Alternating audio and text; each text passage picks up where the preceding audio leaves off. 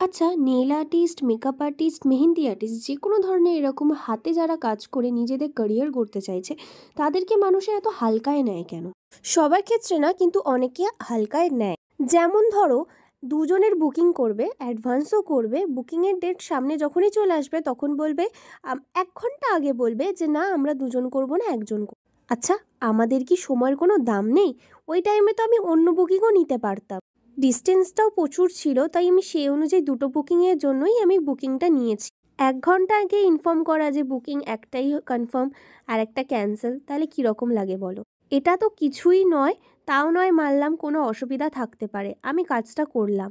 তারপরেও যদি কাজ করার পর তোমাকে বলে যে আহ, এগুলো তো করে টাকা নষ্ট, তাহলে বলো তোমার ভিতর থেকে কি মানে রাগটা হবে? কিন্তু ক্লায়েন্ট বলে কিছু বলা যায় না।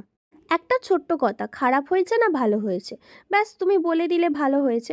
তারপর তুমি সেই আর্টিস্টের সামনে বসেই বলছো যে কিয়া ফায়দা, এটা তো করে টাকা নষ্ট। আচ্ছা তাই, যেই মেকআপটা তোমার সাথে হয়তো খুব জোর ৮ থেকে ৯ ঘন্টা স্টে করবে, সেটা তুমি করে খুব স্যাটিসফাই। আর যেই নেল এক্সটেনশনটা তোমার সাথে ১ মাস বা তার বেশি তোমার সাথে স্টে করবে, সেটা করে তুমি বলছো টাকা নষ্ট। এটা তোমার পার্সোনাল ওপিনিয়ন হতেই পারে, কিন্তু তুমি একটা আর্টিস্টের সামনে বসে এই কথাটা বলছো, যে কিনা এই আর্টটা হাতে ধরে ২ থেকে ২.৫ ঘন্টা ধরে সব কিছু পারফেকশনের সাথে করেছে কাজটা, তার সামনে তুমি এই কথাটা বলছো। সত্যি এসব ক্লায়েন্টের কাজ আমার একদম করতে পছন্দ হয় না। আমার কাছে ব্যবহারটাই অনেক। আর সত্যি বলতে আমি খুব কমই এমন ক্লায়েন্ট পেয়েছি যাদের এরকম ব্যবহার। এটাই আমার কাছে ফার্স্ট এক্সপিরিয়েন্স। আমি এবার থেকে ভাবছি দূরে গিয়ে হোম সার্ভিস করাটা একদমই বন্ধ করে দেবো।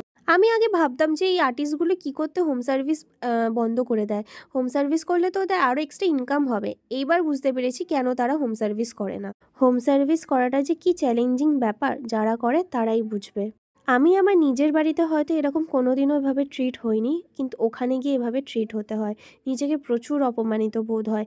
প্লিজ যারা এরকম আর্টিস্টদেরকে নিজের বাড়িতে বুক করো, নিজের বাড়ির লোক বা আশেপাশে যারা থাকবে তাদেরকে একটু বলো যাতে তাদের সাথে খারাপ ব্যবহার না করে, তারা গেছে কাজ করতে, কারোর অপমান সহ্য করতে নয়। এরকম এক্সপিরিয়েন্স তো হতেই থাকে।